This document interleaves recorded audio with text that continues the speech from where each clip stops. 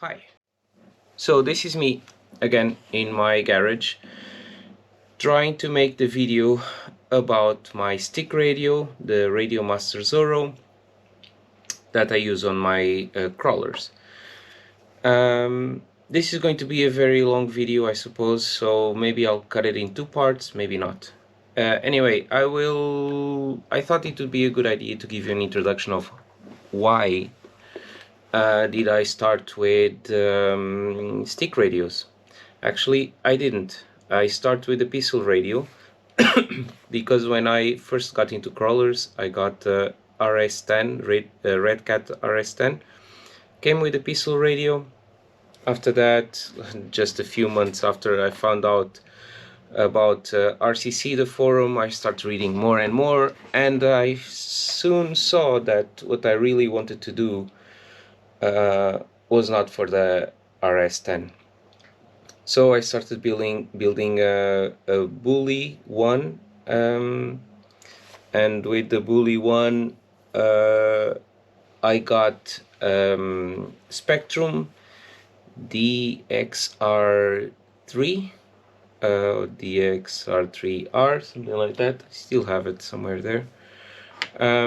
So it had 3 positions switch, a third channel with 3 positions, and I started using a punk dig. So this is my background. After that I started going around with guys that were more seasoned, and they already had a dual ESC. They were way ahead what I was doing. The competitions back then in Portugal, we are talking 12 years ago, there were a lot of people competing, fantastic cars, and we were getting all the good stuff here. So I was totally outclassed in terms of driving skills and equipment.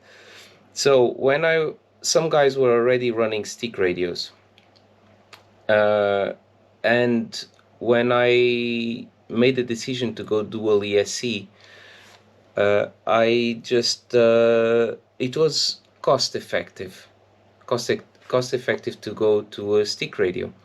So my first stick radio cost me like 36 euros. I don't know, that should be like $38 something. It was the cheapest from Hobby King, and it only had one model. You could only put one model there, and you had to program it on the computer. But I still have a video on my channel about that radio and how I program it, and since then it has been basically the same. So the way I program my radios has been always the same. Since that radio, I went to this behemoth of a thing, also from Turnigy, the 9XR, which served me well, but the gimbals, they are not Hall effect. I had some problems. I had to replace some of the gimbals, and then lately in Finland I had a problem with the module, which quit on me, and I didn't have a spare, I didn't have anything. And now even holding this radio, it's a very big, large radio, but it's a bit clumsy, but I got used to it. I made it my own. I made some changes. For example, here is a pressure for the front dig. I have just a spring switch, and then on the rear I have this. So I was driving like this or like this, and this was the rear steer for the Super. I also have a video about this mod. So I replaced one of these pods by this, but so this worked well. Still basically the same setup that I will explain later.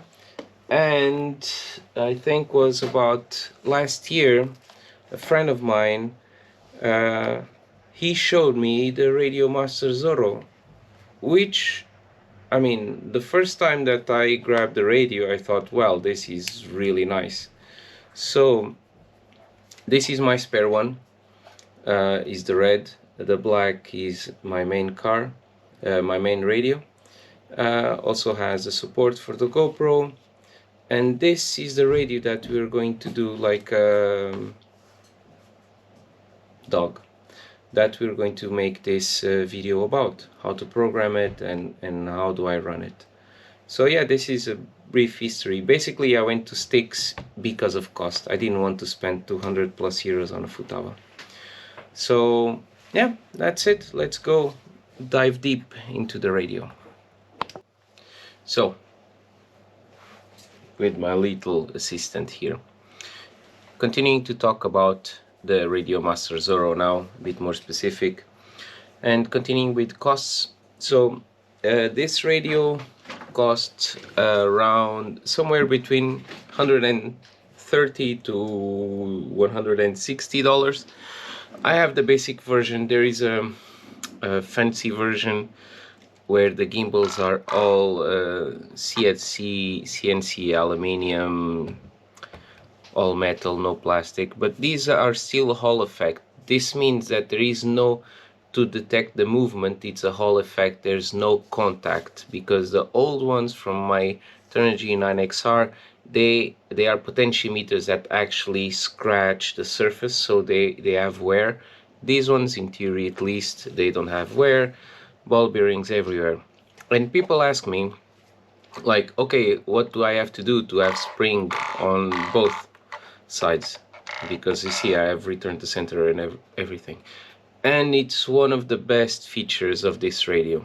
So this radio has right here and here and here and here, this is 1.5 millimeters. You put a 1.5 millimeter X drive here and you adjust the screw, and one of them adjusts the spring tension of this. The other one, honestly, I don't recall. I think it's I don't remember, but it has dual adjustment. I just adjusted the spring tension, so both of them are springy, and that's it. So it's super easy. You don't even have to open the radio. Since I'm here, I might as well give you the tour of the radio, of all the buttons and what I use. So here on the back you have two pressure switches. I don't use them. This here, they are two position switch. Pardon me. I use both. This is just to turn on the timer. This one here is for the dual rate of the dual rate of a stick. I'll explain later. Here, pressure switch, so momentary pressure switch. I used, so my left one, which is this one, I use for the front dig. The rear one I have is the rear dig, actually 100%, but I don't use it. I don't think I ever used it because I do it in another way, which I will explain later. Here, so I 3D printed this mount, and these files are available, or if you don't find them, I will make them available. Here on top you have 3 position. I use it. No, not so much. I use this one, but I really don't have to. This has a function, let's say. This has a function, but I don't use it. This one I think it's connected to absolutely nothing. We have the sliders. So the slider on my left hand doesn't do anything. The slider on my right hand I use for the rear steer of the super. I only use it for the super. The only downside compared to my previous radio is that it doesn't have return to center. It does not have a center detent on the slider, but it vibrates the radio a little bit and it makes a beep. If you listen to the videos of my super, you hear a vibration, and because the motor makes noise, so you hear the motor rotating to vibrate, and also a little beep is when it reaches center. Honestly, the ergonomics of this radio are so good that I really don't mind at all the not return to center. Yeah, I got used to it relatively fast, or really fast. Up in front is the sticks, of course, which I will explain later, This is the trim buttons. And what else? Here you also have some screws here that you can adjust how deep the gimbal goes, and also, so this means the course, the how long, how much course you have here on the gimbal, if I remember right. There are other videos explaining this radio in far more detail than I want to go, but they are mainly related to FPV drones and whatnot, but they are some detailed videos about this radio. So it's good stuff. Go and have a look. This radio doesn't have the battery, but this I made my own 2S pack. It runs with a 2S. You just put here with the balancing port.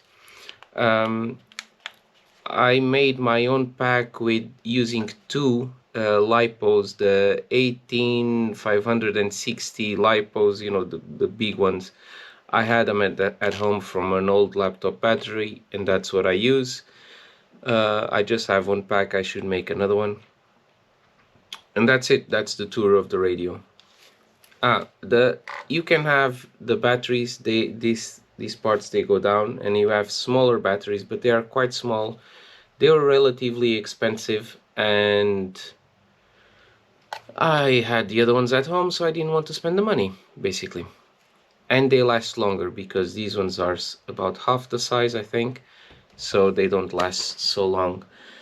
And yeah, so let's go now to how everything works. So I will connect my super, because the super is the one that has the most functions. I will connect my super and I will try to explain how I work with my radio.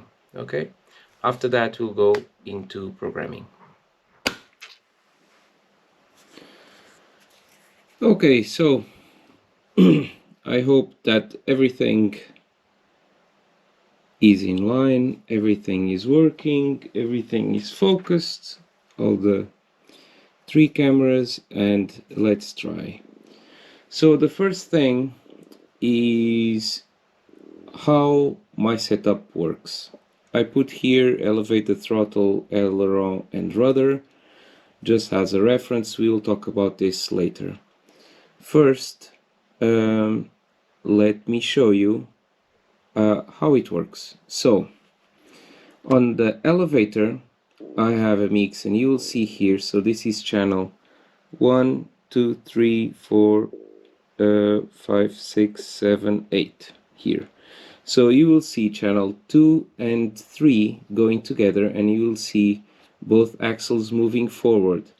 Now, this is the setup for my Pro. You see there, Pro test. So I copied the setup from the Pro, but actually I'm running the Super. So the servos are not trimmed correctly, they are not on center, and the rotation is reversed, and I didn't bother to change it.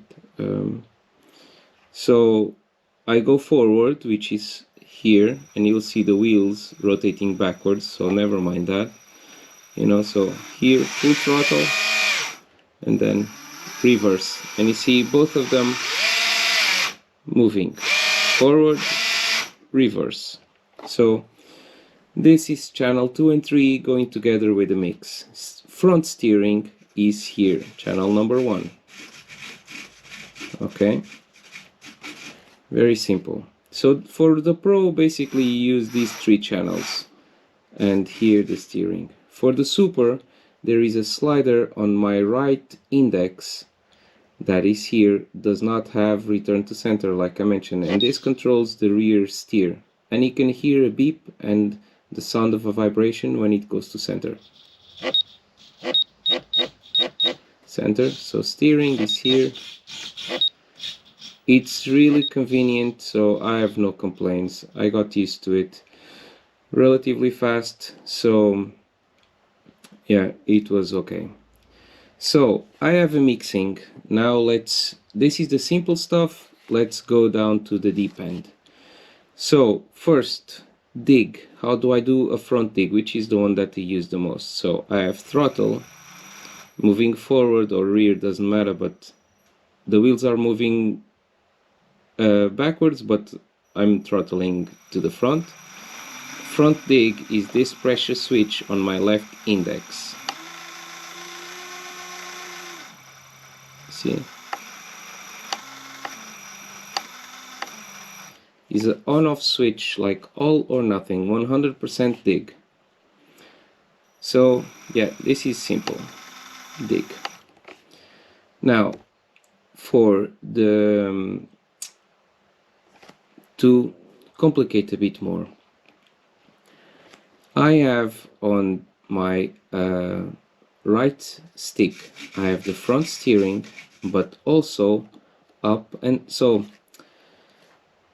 the left stick on the Super actually I have a suck down winch, so actually it sucks down the chassis, but normally I don't use this so often. So let's say that it does nothing on the aileron side, it doesn't do anything.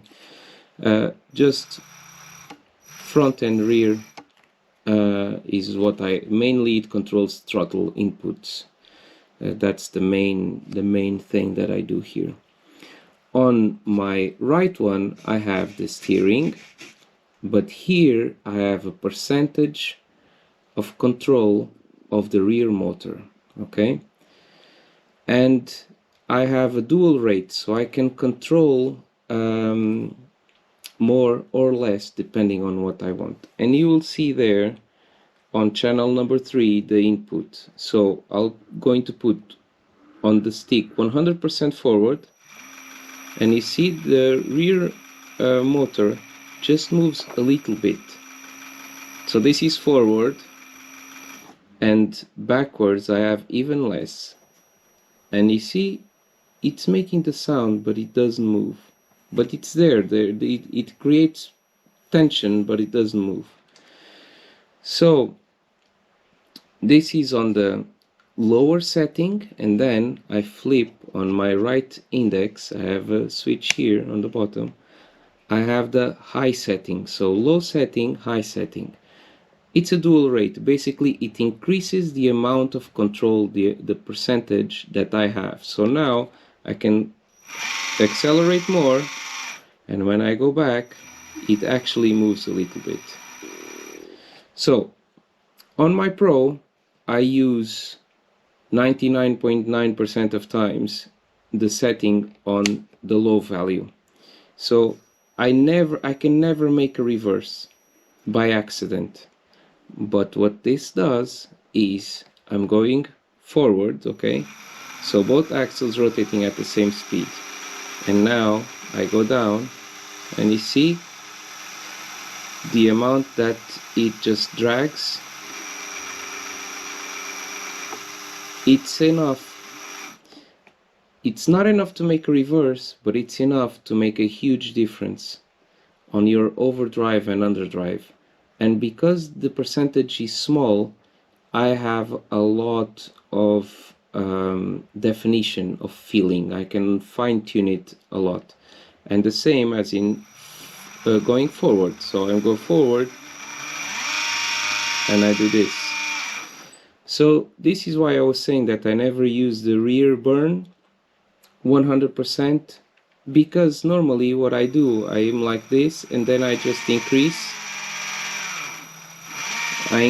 and then I adjust with the steering to rotate the rear of the car, okay? So on Pro I use the low setting most of the times.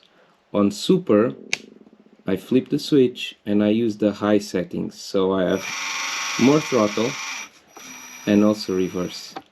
Why do I want this? Because on the Super I am driving, I rotate, I steer the rear, I accelerate, and what this does is I will use the rear steer almost like a forklift, so the car rotates on itself on the front axle really sharply. It's very sharp turn, and it rotates the car very well. It's really nice. And also on other occasions you are in a bend, so you imagine that you have some rocks, you pass your front axle and your rear axle is kind of stuck, and if you don't accelerate your rear axle, your front is pulling and at the same time is wedging your rear axle. Because the wheelbase of the Supers is longer than on a Pro, you feel that a lot. So it's very easy to put the car on a really hard bend, and most of the times the only thing you just need is to accelerate. You are going forward and you just accelerate the rear axle a little bit, and it's enough to pull the rear axle on top of that obstacle. On the Super is super useful. I use it all the time to steer the car, or in these situations where the rear is dragging behind and the front already passed the obstacle but the rear is on a bend, so you can just control very precisely the amount of throttle that you need to input to get yourself out of trouble. I also have, now to complicate a little bit more, if I really want 100% of throttle for the rear, I have here on my right index the pressure switch. It will give me 100% throttle. But this I never use because I have enough for the majority of the times. Like I could say almost all the time. I don't need to use this. So this dual rate here, when you use the mix, you see both of them are going up. You use the mix and then you control like this. It makes a huge difference. And then you steer, you have full control of the front axle, full control of the rear axle, and yeah, it's good. Okay, one thing, this was my last addition to the programming of this radio. One issue that I was having is, so for example, I'm on the, let's call it high range of control of the rear motor, and I can go reverse, right? Like this. So if I'm going forward and I have this, it will not move because I'm with the mix going forward, right? But what was happening is I was going forward and like this. Once I press the dig, it was doing this and it was causing me to reverse. So I put another layer, another programming line, that every time that I press the dig button, this cannot go back, cannot go like this. You see, look, I press the dig button and it shuts down. It doesn't shut down completely, still creating that little tension. So it has like, I don't know, if it's like 5% input. It creates tension on the rear motor, but not enough to make reverse.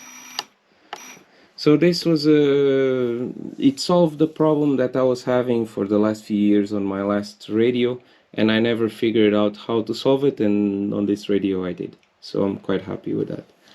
So yeah, it sounds really complicated. I don't think it is that complicated. Like everything, you just have to get used to it. But let's go through it again.